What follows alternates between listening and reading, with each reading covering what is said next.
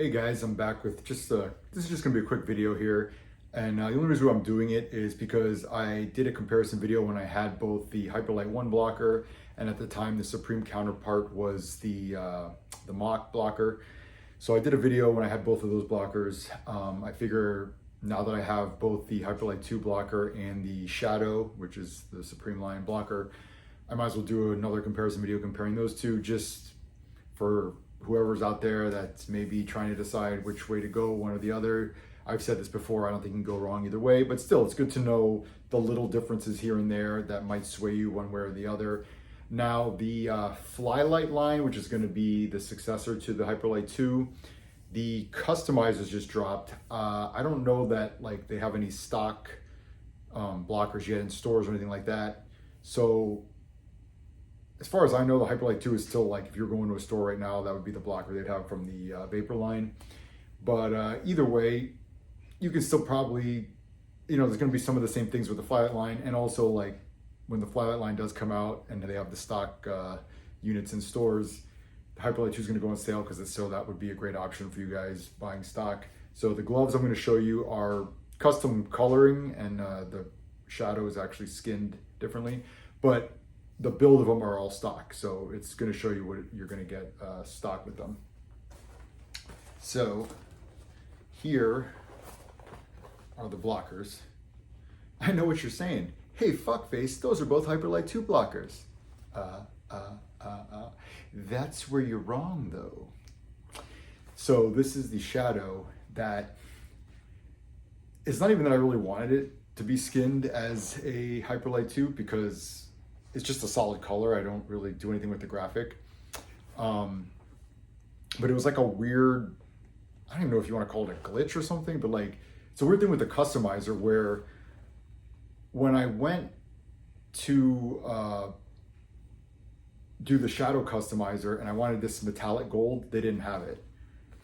I think they just had their Vegas gold, which is a different color gold, and is not the gold I need to match the set that this is going with.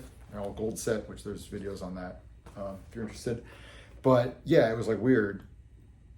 So like the if you get it with the stock Shadow graphic, for some reason the metallic gold is not an option on it. But then if you tell them, if you do the option on the customizer to skin it as a Hyperlite 2, then all of a sudden that color becomes possible. I don't know why, but I also don't care what the graphic is on it since I'm coloring it out anyway. It's just this all gold with the Arizona red kind of accents. So whatever, that's just the little quirky reason why this is skinned as a Hyperlite 2. But other than it's skinned as that, it's a Shadow blocker in every other way. So to start off, the most obvious difference is the thickness of the blocker. The Hyperlite 2 is like a beveled, very thin blocker. As you can see, this one is just like the more traditional classic blocker shape. It does taper off at the ends a little bit, but for most of it, it's a thicker. Now, what does that do? Well, this is, more streamlined. I did weigh them. This is actually lighter, which when I did my last comparison video, the Mach actually weirdly came out lighter than the Hyperlite 1, which I was surprised by because on my hand, I would have told you the Hyperlite 1 was lighter. In this one now, the actual weight does match the looks of it. Like, you look at it, you would think this is probably the lighter one. And in fact it was, but it was such a minute thing. It was like 0.6 of an ounce or something. It was like really, it's basically the same weight. Let's put it that. For all intents and purposes, it's basically the same weight. But it's just more streamlined, and you can kind of, like, you notice it when it's on your hand, right? This just feels like there's less there, right? And there physically is less there. For me, that's more of a positive. That's why I've owned, for the most part, and used more of the Hyperlite line of blockers. Yes, I did own like a Mach of this. I actually owned, I think it was the 2S one. But in those cases, it was just like kind of something to try or whatever. It wasn't anything I really used long-term at all. the Hyperlite blockers I have been using long term. So aside from the thickness of it, let's talk about the sidewalls. Now, you see there's different shape to it, but I'll just start off by saying they both have pretty stiff and sturdy sidewalls, which is something I really love in a blocker. Like for me, the two main things I look for in a blocker is like wrist mobility and being able to present it well, and the sidewall protection. Not even for protection purposes, but sometimes especially when a shot is coming like right between the body and the arm, I tend to kind of turn my blocker hand, which you're not supposed to do, but I do it. And just to show you, when you have a big ass stiff sturdy sidewall like this, it acts as like a two-sided blocker, really. So that's awesome. Now even though they both have that same type of sidewall, the Shadow is actually a little sturdier. This has a little more give to it. The sidewall itself doesn't like bend like, I don't know if they have like a piece of their curved composite in here or whatever to give it that real rigidity. So like the sidewall isn't gonna like bend like some other blockers might.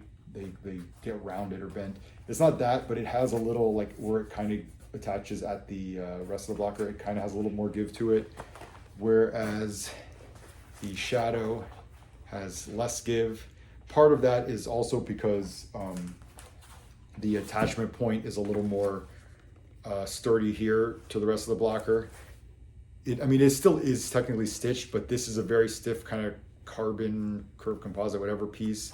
Whereas on this one, this is just kind of a loose piece of Gen Pro, so it has a little more play with that. So that, I think that also contributes to why it's a little more loose, if you want to say there. But then even beside that, this just has more surface area on the sidewall than this, which just plays more into my preference of just acts as more of a blocking surface the times I do end up turning my blocker a little bit. Now let's talk about the cuff, and this was probably the single biggest reason I wanted to try going with the Shadow. Part of the reason I'm getting rid of this is because of the cuff. Part of the reason is I'm selling my Hyperlite 2 set, and if I'm selling it as a set, I need the gloves with it. So when I got my Optic 4 pads to replace the Hyperlite 2 leg pads, I was using my Hyperlite 2 glove and blocker. I've since ordered this blocker, the Shadow, and a Vaughn XP glove to be the glove and blocker to go with my Optic pads. Again, still all gold. So now I have the Hyperlite 2 glove and blocker available to sell with the leg pads. So that was part of the reason why I wanted to get another blocker. But the other part is this cuff. If you saw my videos involving this when I did the reviews and out of the box of the Hyperlite 2 set, I called out as something I was not a fan of, the cuff. It's just like a weird design. It's more restrictive than any other Bauer blocker I've had before, and even most other blockers just in general I've had. It's very like set back against the glove, comes up pretty high, and the way it's attached with the elastic here, there's not a lot of leeway there. Like they could have used like maybe longer elastic. They could have had this kind of like the Hyperlite 1 where the shape of it made it just come out more instead of just being more straight up and against the blocker. So when I first got it, it really felt like annoying and restrictive. Now after many uses and everything, and the nature of elastic being what it is, it can get stretched out a little bit. So the elastic's gotten stretched out a little bit. It has more give to it now where I'm pretty much able to get the wrist flexion I want out of it, but it still just feels annoying because it feels like you're fighting this, right? And I've said in other videos too that yeah, a fix could be you cut the elastic, but still, it's just a bad design to come with. Like, why should I have to destroy your product to make it better? It's just a weird design that I was not a fan of. So that's why when I did have the need to get a new gold blocker to go with my leg pads, I wanted to just try something different and go with the Shadow, which, like I said, I've used that Supreme line blocker before and have liked it. Like, they're both good lines. You know, the Vapor or Hyperlite line, whatever you want to call it, has one out just based on small little things. You know, like I said, how thin it is, light, whatever streamline it is. But I really have no issue using the Supreme line either. I've always thought that was a very good blocker in its own way. But yeah, so like that cuff thing was a big reason why I wanted to get the Shadow. And as you can see, the Shadow has a, like almost, you could almost say no cuff. I mean, technically, I guess this is a cuff, but it's this little piece of material here. But the whole thing is very open. So this has way easier wrist flexion, and it just feels a lot more free on my wrist. And it just feels better and more comfortable on my hand in that respect. So I really like that about that. So that's the difference, you know, depending on your preferences. If you really like a free cuff area, or if you don't mind that a little more enclosed cuff area, those are the two differences. So the Shadow being much more open, the Hyperlite 2 being more closed off and a little more restrictive. So another similarity they both have is they have these pillows you can kind of see for the back side of your hand when you put them in. It feels about the same to me. You know, it's comfortable on both. I like it, but there's really not a difference one way or the other between the two blockers in that respect with those pillows. Now, the material they use for the palm, if you read their product descriptions, they claim it's the same material. They call it their like Dura Connect Plus, I think, something like that. And it's called the same thing in both product descriptions. But I mean, aside from all the colors being different, like just me touching it, the material on the Shadow feels different. So I don't know what the deal is with that, because they're saying it's the same thing.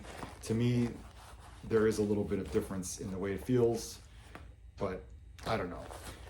But then as far as like the color difference though, not that it's a big deal at all, and I don't really care about the color of the palm, but the darker color is gonna like hide dirt, marks, whatever, as you use it for a long period of time.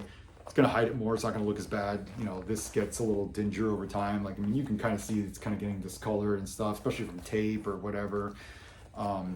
Yeah, so not that that's a big deal, but just another thing to consider, that this is gonna like look better for longer because of the color.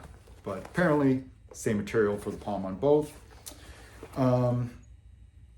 Then you got some small differences in the thumb areas. So on this Hyperlite 2, they have these added pillow thing here and this little flap of material here. There's not much to them. It's like just kind of a deflated piece of material is what it feels like. I don't know how else to describe it.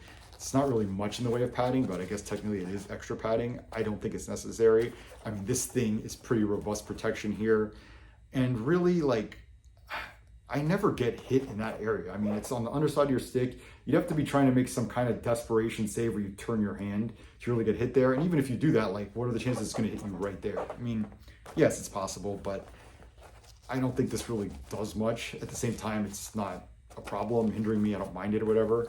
But with the Shadow, it's just much more simplified where, I mean, this is the thumb stall on the palm part, and then it has this just outer thumb hard protection with, it's not even really padding in there, to be honest. It's just like the hard outer part here. Then another difference is hand position. So with the Shadow, it's kind of a neutral hand position, but with the Hyperlite, the palm is a little lower. So in other words, with the Hyperlite 2, it's gonna be higher up on your arm. So you're gonna have less of it at the bottom to make like low blocker saves, but it does make it a little more comfortable if you do like paddle down stuff.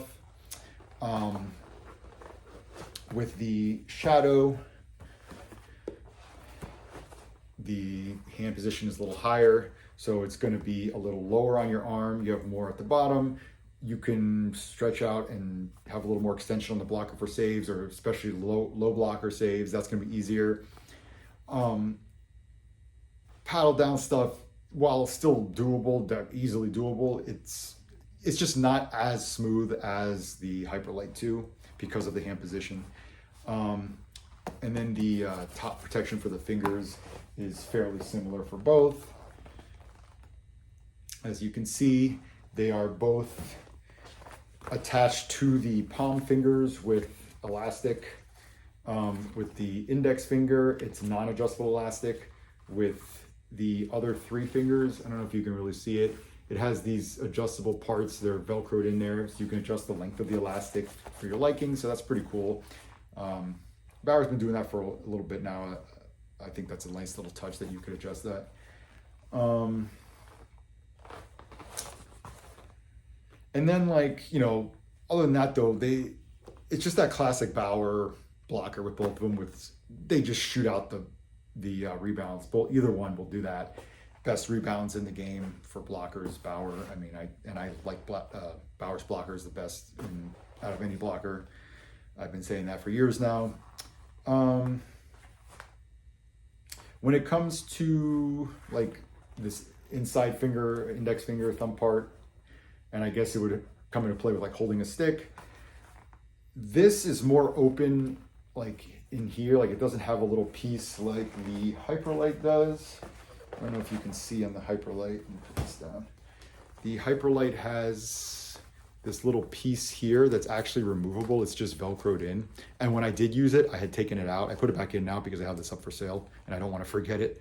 But when I was using this, I had taken this little piece out because it's completely not necessary. It feels very redundant because it's kind of behind this anyway, and you just don't need it.